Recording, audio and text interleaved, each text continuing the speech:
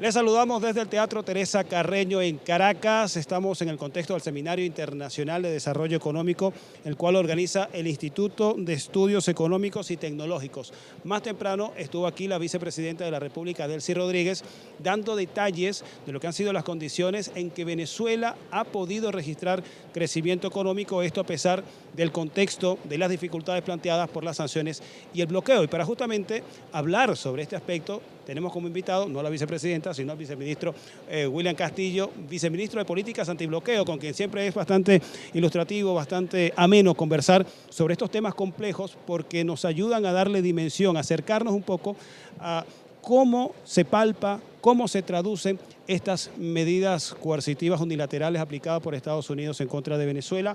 William, bienvenido. Y la pregunta para comenzar esta conversación: ¿cómo se hace para crecer en condiciones de bloqueo y de sanciones? Sí, bueno, muchas gracias, Carlos, por esta oportunidad. La vicepresidenta hizo un resumen de una situación bastante extensa, porque Venezuela, después de la pandemia del año 2021, está creciendo económicamente. Mucha gente todavía no lo sabe y piensa que esto es este año, el año pasado.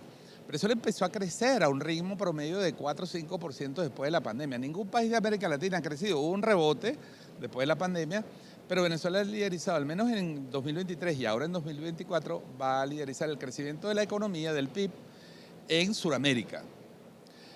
¿Y eso por qué? Bueno, porque hubo un conjunto de medidas. Vamos a echar un poquito la película hacia atrás. 2018, agosto del 2018, el presidente Nicolás Maduro lanza el Programa Económico de Recuperación, Crecimiento y Bienestar y toma un conjunto de medidas que han venido produciendo efectos estos 2 últimos años.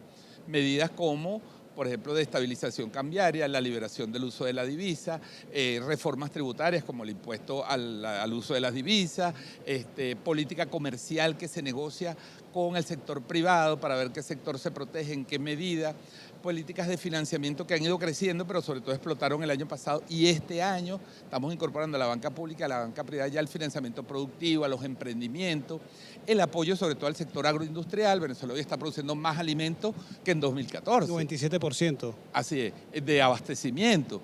Es decir, medidas de política interna, alianzas internacionales, porque hay que reconocer el rol que han jugado China, Rusia, Turquía, Irán, Cuba, el mundo emergente, y particularmente en la pandemia, donde Venezuela pudo superar con una política exitosa una situación de escasez que no nos permitían comprar vacunas, nos impedían traer incluso el Carbativir, hasta los tapabocas se nos negaban a Venezuela, y gracias a las alianzas económicas, las alianzas políticas, a las nuevas relaciones con este mundo emergente se puede hacer. Entonces ha habido un conjunto de medidas internas, el apoyo del sector privado, del sector campesino, de la producción comunal, se han ido incorporando propiamente.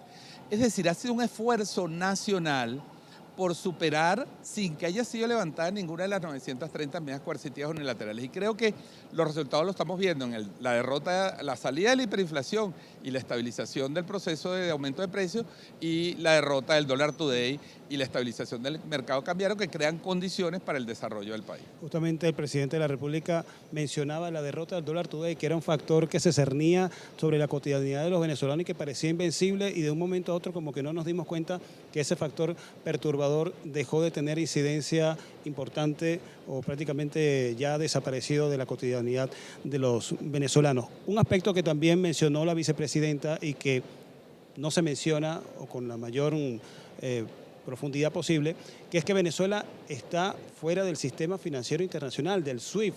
¿Qué significa que Venezuela esté marginada de este sistema? ¿Cómo afecta a los venezolanos? Porque últimamente hay un relato, se trata de imponer una narrativa negacionista de que no hay sanciones. Así es. Mira, desde el año 2007 nosotros estamos fuera del SWIFT. Eso lo hizo Estados Unidos con una medida muy sencilla, que es una alerta financiera. Una alerta financiera es un mensaje de alarma que se manda a todos los bancos del mundo. Entonces Estados Unidos desde el 2017 dijo: cuidado, alerta con las transacciones del gobierno de Venezuela, que sospechamos de lavado de divisas y de corrupción y de dinero sucio. Con esa sola medida, que está publicada en la página de un organismo estadounidense que se llama el FinCEN, con esa medida todos los bancos dejaron de hacer transacciones con Venezuela. Eso nos paralizó compra de vacunas, compra de semillas, compra de medicamentos, importación que teníamos en puertos de Hamburgo, de Portugal, de turbinas para el sector eléctrico. Es decir, equipos médicos, se impidió incluso traer equipos médicos para el Hospital Cardiológico Infantil. Se pasó de hacer 1.200 operaciones al año a hacer menos de 200, porque no nos vendían los repuestos. Es decir, una sola alerta dejó a Venezuela sin relaciones económicas, financieras, además de que ya estaba bloqueada la deuda y estaba bloqueada la venta de petróleo. Entonces, imagínate, era para ellos la tormenta perfecta, porque ellos decían, al quitarle todos los medios de pago, todos los medios materiales a la economía venezolana, bueno, el gobierno va a caer. Lo que no contaron es con la resistencia. Y por eso Venezuela está empujando su entrada a los BRICS, porque a través de los BRICS se están diseñando nuevos mecanismos de comercio, comercio compensado, comercio justo, cooperación y nuevos mecanismos desdolarizados de comercio. Es decir, el yuan digital, el rublo digital, nuevas cestas de moneda, donde Venezuela, cualquier empresario o emprendedor, incluso emprendedor, porque ese es el plan que va a anunciar en pocos días el presidente en el marco de la campaña, podrá acceder a mecanismos internacionales de financiamiento y de transacción sin pasar por el dólar. Esa es el proceso de desdolarización que va a fortalecer el proceso de recuperación económica. Un adelanto de anuncio acá en esta entrevista con William Castillo, viceministro de Políticas Antibloqueo. No quiero cerrar esta conversación sin preguntar por un proceso que está, pareciera, en ciernes por completarse, que es la subasta, el despojo forzoso de la refinería, la empresa venezolana en los Estados Unidos, Citgo. ¿Cómo va este proceso? ¿Cómo va a apelar Venezuela para tratar de impedir lo que parece inevitable? Sí, ciertamente una situación compleja, porque Estados Unidos, que ya fracasó en su política de sanciones, fracasó en su objetivo. Lo dijo incluso un informe del Congreso de Estados Unidos el año pasado, dijo, hay que reconocer que las sanciones fracasaron en el objetivo del cambio de régimen, pero dañaron la economía venezolana y las relaciones económicas con Estados Unidos. Por eso hay sectores del Partido Demócrata y sectores del Partido Republicano, lamentablemente todavía no son mayoritarios, pero son un sector importante que cada vez más habla de la necesidad de replantear las relaciones con Venezuela. Pero en ese contexto, y lamentablemente por presiones de los lobbies petroleros, bueno, la operación de Lawfare contra Citgo, que empezó en 2018 con Cristalex y que se va a relanzar con Juan Guaidó. En la que están involucrados lamentablemente venezolanos. Así está, ahí está José Ignacio Hernández, Juan Guaidó, Ricardo Hauptmann, Vecchio, Horacio Medina, Carlos Vecchio, María Corina Machado, es decir, un grupo de venezolanos que pidieron las sanciones, hicieron negocios con las sanciones y se comprometieron con Donald Trump a entregarle Citgo. Eso lamentablemente hoy está en peligro porque el juez de la causa, que es un juez también que aplicó este proceso ilegal, cerró las entregas de ofertas, como lo denunció el presidente de la Asamblea, Jorge Rodríguez, el martes de la semana pasada, y dice que va a tomar una decisión el 15 de julio. Imagínate, a 13 días de las elecciones. Es un gesto de desesperación, es un gesto de agresión en medio de un proceso electoral, es un gesto que busca dañar las relaciones creciente, porque Chevron al mismo tiempo está sacando 200.000 barriles de petróleo de Venezuela gracias a la licencia que obtuvo Estados Unidos. Entonces es una situación compleja donde Estados Unidos está involucrado, tienen un proceso electoral, tienen muchas presiones de los lobbies, de los políticos, porque tienen elecciones en noviembre, y se dieron cuenta que en Venezuela lamentablemente no van a triunfar el 28 de julio.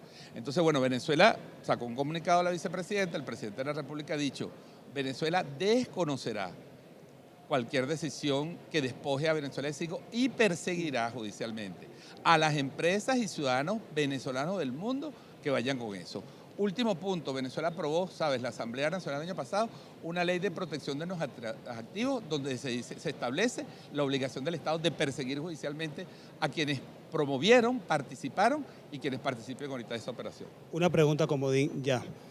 En el contexto de las elecciones hay un candidato que está diciendo que si votan por mí, si yo gano, el Estados Unidos elimina las sanciones. ¿Estados Unidos elimina sanciones cuando produzca un cambio de régimen o un cambio político? Demagogia absoluta. La oposición venezolana está en su peor momento en sus relaciones con Estados Unidos. Los Estados Unidos dicen en privado que no creen en ellos, que han sido defraudados porque ellos le prometieron la cabeza de Nicolás Maduro, la cabeza de la revolución bolivariana y no han cumplido. Es una oferta demagógica, como la oferta de la dolarización que tuvo en el 2018 Henry Falcó y que han sacado por aquí. La oposición venezolana está en su peor momento político en Venezuela y no garantiza ninguna medida a favor del país. De hecho, están haciendo un silencio cómplice con esto de Citgo, porque ni siquiera se atreven a decirle al país estamos en contra de la venta de Citgo. Bien, conversación en exclusiva con William Castillo, viceministro de Políticas Antibloqueo, en el contexto de este Seminario Internacional de Desarrollo Económico 2024 que se realiza acá en Caracas, en el Teatro Teresa Carreño. La invitación es para que continúe con nuestra programación.